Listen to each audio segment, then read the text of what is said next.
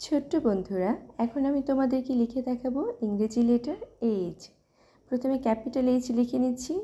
প্রথমে দুটো standing line দিয়ে মাঝখানে একটি স্লিপিং লাইন দিয়ে ক্যাপিটাল এইচ লিখতে হবে।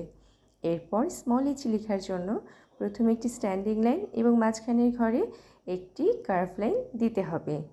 এরপর এইচ ফর আমি তোমাদেরকে হর্স লিখে দেখাচ্ছি। HORSE, horse. এরপর আমি তোমাদেরকে কার্সিভে এইচ লিখে দেখাবো।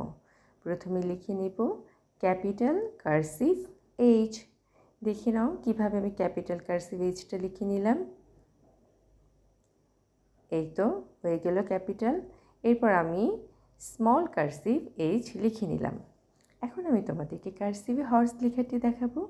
আমার ভিডিও যদি তোমাদের ভালো লাগে তবে আমার চ্যানেলটা সাবস্ক্রাইব করে দিও আর ভিডিওতে একটা লাইক দিতে ভুলো না কিন্তু। ধন্যবাদ।